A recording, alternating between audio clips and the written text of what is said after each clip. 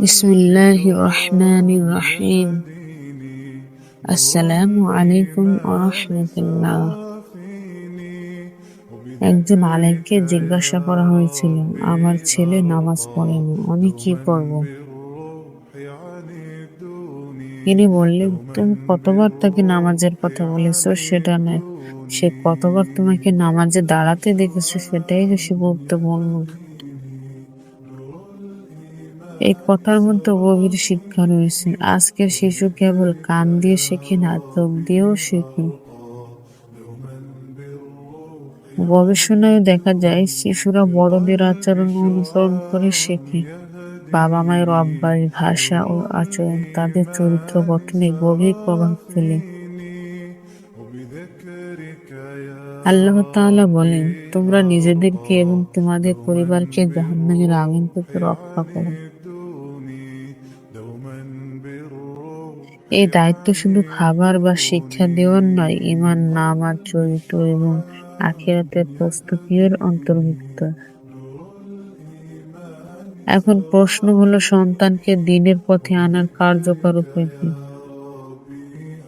প্রথম কৌশল, নিজে আদর্শ হন। বাস্তব জীবনে একটি দৃশ্য কল্পনা করুন। একটা উদাহরণ দিলাম, ফজরের আযান হচ্ছে। বাবা যদি তখনও ঘুমিয়ে থাকেন আর সন্তানকে বলেন নামাজ পড়ো, এই কথার প্রভাব খুব কম হয়। কিন্তু যদি সন্তান প্রতিদিন দেখে তার বাবা অন্ধকার ভোরে ওযু করছেন, মা কোরআন তেলাওয়াত করছেন, বাড়িতে মিথ্যা বলা হয় না, গীবত করা হয় না, তাহলে সেই দৃশ্যই হয়ে যায় তার সবচেয়ে বড় শিক্ষা। কারণ সন্তান আমাদের উপদেশের চেয়ে আমাদের চরিত্রকে বেশি অনুসরণ করে। দ্বিতীয় কৌশল, সম্পর্ক আগে উপদেশ করে।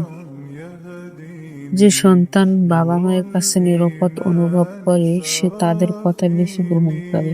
তাই প্রতিদিন কিছু সময় শুধু সন্তানের কথা শুনুন, তার আনন্দ, কষ্ট ও প্রশ্নকে গুরুত্ব দিন। তৃতীয় কৌশল, ছোট ছোট অভ্যাস গড়ুন। প্রতিদিন একটি আয়াত, একটি হাদিস, একটি দোয়া, এগুলো প্রতিদিন তার সামনে 10 মিনিট সময় হাতে নিয়ে পড়তে থাকবেন। দেখবেন এগুলো শোনার মাধ্যমেই তার পরিবর্তন হতে থাকবে এবং এক ওয়াক্ত একসঙ্গে নামাজও পড়বেন। ছোট কিন্তু নিয়মিত আমল দীর্ঘমেয়াদে বড় পরিবর্তন আনে। রাসূলুল্লাহ সাল্লাল্লাহু আলাইহি ওয়াসাল্লাম বলেছেন, আল্লাহর কাছে সবচেয়ে প্রিয় আমল হলো সেই আমল যা নিয়মিত করা হয়, যদিও তা অল্প হয়।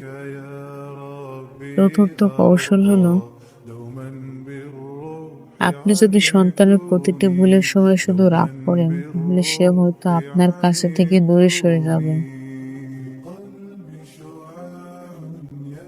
কিন্তু যদি আপনি তার পাশে বসে বলেন, বাবা, আল্লাহ তোমাকে অনেক ভালোবাসেন, চলো আমরা একসাথে ভালো মানুষ হওয়ার চেষ্টা করি, তাহলে সেই কথাই হয়তো তার জীবনের মোড় ঘুরিয়ে দেবে। বকা দিয়ে হয়তো ভয় সৃষ্টি করা যায়, কিন্তু ভালোবাসা দিয়ে ঈমান গড়ে তোলা যায়। মনে রাখবেন, আপনার সন্তান হয়তো আজ আপনার কথা শুনছে না, কিন্তু সে আপনার জীবন দেখছে। আপনার নামাজ, আপনার সততা, আপনার ধৈর্য, আপনার দয়া, এসবই তার নীরব শিক্ষক। আসুন আমরা শুধু সবল সন্তান নয়, বরং আল্লাহ ভীরু, সৎ ও উত্তম চরিত্রের সন্তান গড়ে তোলার চেষ্টা করি।